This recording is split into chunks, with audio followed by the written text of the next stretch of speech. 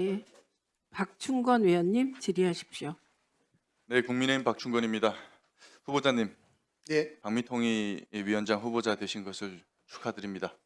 네, 막중한 책임감을 느끼고 최선을 다하겠습니다. 예, 제가 질문을 드릴 텐데 좀 간략하게 단답으로 부탁드리겠습니다. 안 그러면은 대답이 길어지시면 오늘 네, 최선을 다하겠습니다. 하루 말고 추가로 더 진행해야 될지도 모르겠습니다. 하실 말씀이 많으신 만큼. 박미통이 후보자가 되신 거는 언제쯤이고 누구로부터 연락을 받으셨습니까? 예, 제 인사 간략하게. 지정을 받아서 청문회에 임하고 있는 후보자로서 인사 내역에 대해서 말씀을 드릴 수 없는 것을 양해해 주시기 바랍니다. 그게 왜 말씀 못 하는 겁니까? 예, 언제 연락을 받았는지, 언제 후보자의 추천이 됐는지 이런 것도 얘기를 못 합니까? 11월 중순경이라고 11월 중순경 누구한테 연락 받았습니까? 예, 인사 비서관으로부터 연락을 받았습니다. 그랬습니까? 혹시 대통령실 김현지 제1부속실장한테는 컨펌 받았습니까? 예, 그런 적 없습니다. 그렇습니까? 아니 컨펌을 받았으니까 여기 계신 거 아닙니까? 제가 답변 드릴 사항이 아닌 것 같습니다. 그렇습니까? 지난번에 보니까 본회의장에서 찍힌 민주당의 문진석 의원의 휴대전화 화면을 보니까 일개 민간협회 회장 자리도 김현지 제1부속실장의 컨펌이 필요한 자리인 것 같더라고요. 제가 괜히 이런 말씀을 드리는 게 아니라 PPT 한번 보시겠습니까? 김남국 비서관의 얘기를 보니까 강훈식 비서실장 한 사람의 컨펌만으로는 안 되겠더라고요. 보니까 이 현지 누나의 컨펌도 받아야 되는 것 같던데 안 그러면 여기 현지 누나 이름이 나올 일이 없지 않습니까? 보십시오. 문진석 의원님이 어떤 분이십니까? 더불어민주당의 원내 수석 부대표이고 그리고 이재명 대통령의 친명 7인회의 핵심 멤버 중 한 사람이라고 알려진 분 아닙니까? 이런 친명계의 핵심 인사조차도 현지 누나한테 컨펌 받아야 하는 그런 실세가 현지 누나인데 일개 민간협회 회장 자리조차도 좌지우지할 수 있는 그런 권력이다라는 걸 대국민 인증한 것 아니겠습니까? 그런 분인데 제가 이제 그런 말씀을 드리는 이유가 그겁니다. 여기 계신 더불어민주당 여당 의원님들도 후보자님이 추천된 배경을 모르시는 것 같더라고요. 그러니까 어떤 분께서 서면 질의로 후보자님께 여쭤보셨더라고요. 추천되신 배경이 뭐냐고. 알고 계시죠? 예, 서면 질의가 있었던 걸로 그렇죠. 기억합니다. 그러니까 이게 제가 보기에는 이 여당 의원님들도 어떻게 추천되셨는지 잘 모르시는 것 같거든요. 그런 의미에서 한번 다시 물어보겠습니다. 대통령실의 김현지 부서실장 혹은 강훈식 비서실장님에게 컨펌 받았습니까? 예, 없습니다. 없습니까? 나중에 이 답변이 거짓으로 드러나게 되면은 어떻게 책임지시겠습니까? 책임지고 사퇴라도 하시겠습니까?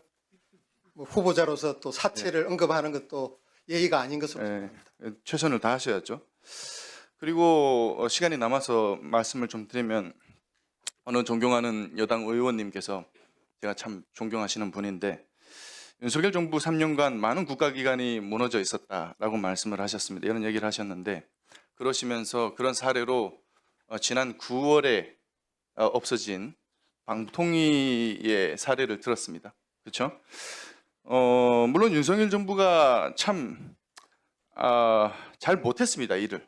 저도 너무나도 참담하고 안타깝습니다. 당시에 여당 의원이었던 사람의 한 사람으로서 참 너무나도 아쉽고 실망스럽기도 하고 답답합니다. 후보자님은 왜 윤석열 정부가 그렇게 무너져 있었는지 알고 계십니까? 개인적으로 안타깝게 생각하고 헌법학자로서 그 부분에 대해서 많은 비판 활동들을 해왔습니다. 어떻게 어떤 논조로 비판을 하셨습니까? 예, 헌법학자로서 헌법과 법률에 따른 공권력의 집행이 있어야 하는데 그런 부분에 많은 아쉬움이 있었다라고 비판해 왔습니다. 그 당시에 윤석열 정부의 상태가 어떤 상태였는지 아십니까? 예산도 하나 그 정부 마음대로 할 수 없는 민주당의 발목 잡기로 인해서 예산 하나도 제대로 처리 못하는 식물 정부 상태였습니다. 윤석열 정부가 국정 마비를 넘어서 거의 국정 붕괴 수준이었어요. 고위공직자들, 그러니까 정무직 고위공직자들에 대한 탄핵안이 발의된 것만 해도 30건이 넘습니다. 알고 계시죠? 알고 이렇게 있습니다. 국무위원들에 대한 또 공직자, 고위공직자들에 대한 이렇게 무차별 탄핵안 발의 국회가 하는 것들 헌법학자로서 어떻게 생각하십니까? 적절하다고 네. 보십니까? 직무수행상 헌법과 법률을 위반 행위에 대해서는 국회가 탄핵 소추를 할 수 있는 헌법상의 권한이 있는 것으로 알고 있고 윤석열 정부가 그런 점에서 많이 미흡한 점이 있었다라고 비판해 왔습니다. 그렇게 비판해 왔습니까? 네, 그렇습니다. 그리고 지금 이제 방통위가 마비된 것이 방통위의 일부 책임 있는 정무직 고위공직자가 정치적 편향성이 심각했기 때문에 그랬다. 그렇게 얘기를 하십니다. 그리고 윤석열 정부가 방송을 장악하려고 했기 때문에 이렇게 된 것이다. 그렇게 방통위가 마비가 됐고 결국에는 뭐 제 기능을 못한 것이다. 그러면서 2인 체제로서 하지 말았어야 될 의결들을 200몇 건이나 처리를 했다.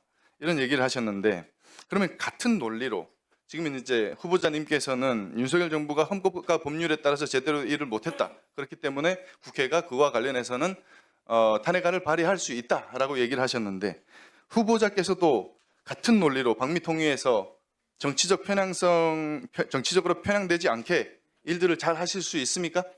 저는 그럴 각오로 이 자리에 임했습니다. 근데 지금 국민들께서 다 보고 계시는데 지금 얘기하시는 거 보면은 정치적으로 한쪽으로 기울어진 발언을 계속 하고 계시거든요. 저는 정치적으로 기울어진 발언을 하는 게 아니고 헌법적으로 기준에 따라서 객관적으로 판단하고 있습니다. 그렇습니까? 네, 그렇습니다. 그 객관적이라는 판단은 어떤 근거로 나오는 겁니까? 제가 헌법의 기준으로 해서 칼럼이나 논문을 통해서 그리고 사회 활동을 통해서 활동을 해왔고 그런 말씀을 하시니까 제가 좀 이따가 추가 질의에서 그 후보자님께서 쓰신 칼럼이라든가 논문이라든가 학술 논문 이런 것들을 가지고 후보자님의 정치적인 어떤 중립성으로 지킬 수 있으신 분인지 한번 더